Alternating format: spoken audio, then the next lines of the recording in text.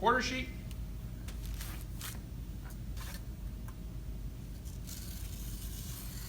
And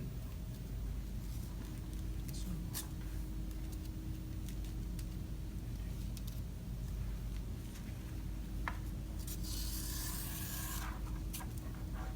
Down to a quarter sheet.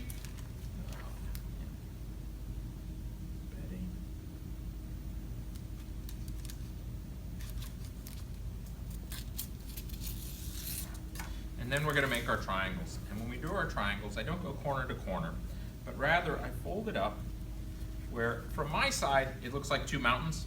From your side it looks like a big W, where these lines are equal and parallel. You want to crease it. This is your most important cut. So I crease it with my finger, I crease it with the blade of my knife. When I cut, I'm going to come to the edge of the table so that I can keep the blade flat, because when it's up it can wander. When I cut, I hold it at a very low angle so that as I'm going, I'm pushing into that crease. Again, cutting straight on, it can wander and cut wherever it wants to. And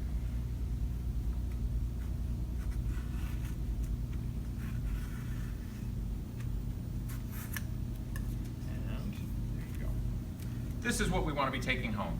You want to cut them up. This will fit in your notebook or textbook and stay nice and flat. Trying to carry sheets of parchment, they're going to get wrinkled, creased, and big problems. And it makes it much more difficult to roll them up. When we make our triangles, or make our paper cone, somewhat counterintuitive, the point is on the longest side of the triangle. So our point's going to be over here, like that. If we were to draw a line from that opposite corner perpendicular to the long side, that's where our point's going to be. We're going to start off holding it in your left hand with your thumb, right where that point is going to be, broken corner at the top. You want to go up, grab that broken corner, and we want to curl it over. We want to curl it over till we get a point. It doesn't matter where that point is. And once you have that point, you can pull it down to where your thumb is. We pull it down and we pinch it gently. Now I can go release. I can grab both layers. I need to get my thumb off of there so it can twirl. Go over once, pinch it again, over once, pinch it again. In a perfect world, those two tails will line up. Since they did not, we move them until they line up. Next, when you do this, you're more than likely going to have a hole in the end. We want to start off with it completely closed. And to deal with that, what you're going to do is have your thumbs inside and your fingers outside, and you basically go backwards and forwards, and you will feel it tighten up. And once it's completely tight, once it won't close anymore, then we're going to go to the outside. I'm going to fold those two tails in, and I crease it. At that point, it will hold. I would not do 20 of these and expect them to stay nicely. They're very fragile. They'll open up. They'll get crushed. They'll get all sorts of problems. But it does give you a moment to take a breath and to connect yourself a little bit on there. When we go to fill it, we're going to fill it. We're using this piping gel. And a couple of things that I would say with this is, one, it is crazy sticky. If you get it on, you can get it off right away. That's why I bring out a wet towel so I can get it and I can wipe it off. You want to have something on there. If you get it on there, it's just going to be everywhere in your world.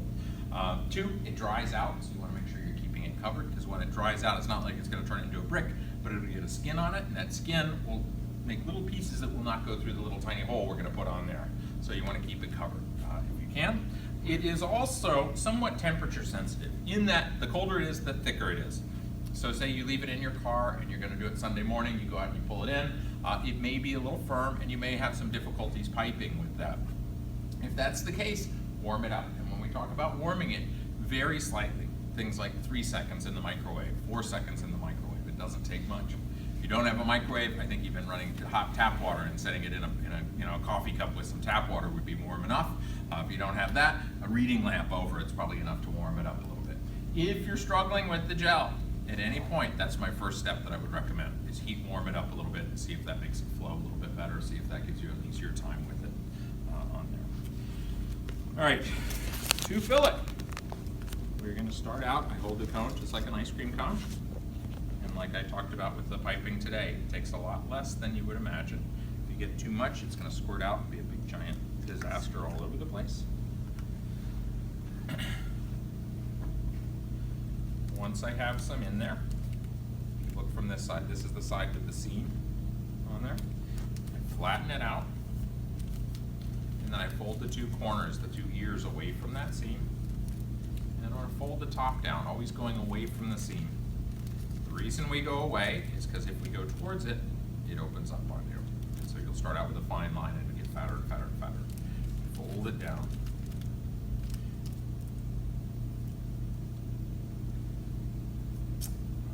When we pipe, I recommend you learn to do it standing up. You can sit at your desk and write like it's a pen, but the thing about learning to do it sitting down is there are very few chairs in kitchens. So when you actually have to do it, it's going to be much more difficult to pull it off at that point. When I stand up, I recommend standing up very straight. I stand both feet shoulder width apart, resting on my bones, my arms down at the sides of my body, not hunched over, not leaning like this, so that I'm relying on my bones for support rather than my muscles. Your muscles are tired.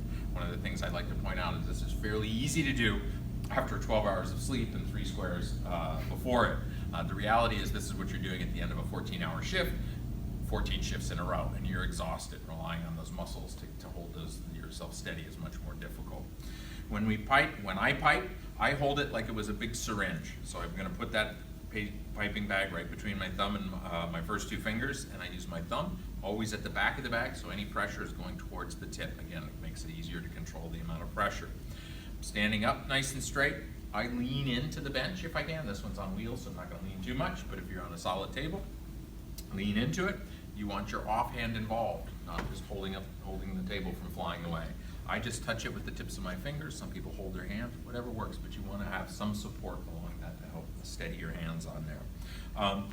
For height, you want to think cutting board height. Again, there's a few of you guys that are a little bit taller. If you normally raise your cutting board, you want to raise up your work surface on that, not lower yourself down to do that. When we have this, we're getting ready to pipe. We're going to cut the end open. I prefer to do it with a knife to cut it open rather than scissors. It's very important that it's a very clean cut. If when we cut it, we don't get a clean cut, we leave little fibers. If we saw or have a dull knife or scissors with those opposing blades, you tend to leave a little fiber. And what happens is when that gel comes, it catches on the fiber and kind of shoots off to the side. We need it to come straight out. As I say, I tend to get better luck, I think, with a knife. When I cut, I tend to cut straight down, not that sawing motion where it wants to tear. When you cut it smaller than you think you need. If you cut it too small, you can always go back and cut it a little bigger. If you cut it too big, the only thing you can do is go back and make another paper cone.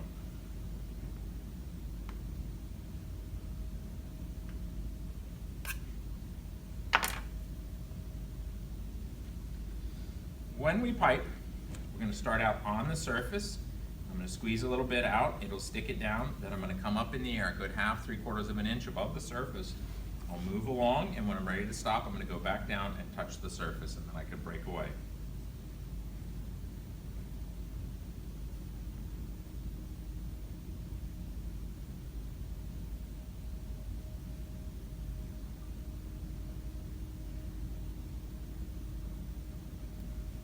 When you're doing this, we want to avoid the big dog bone.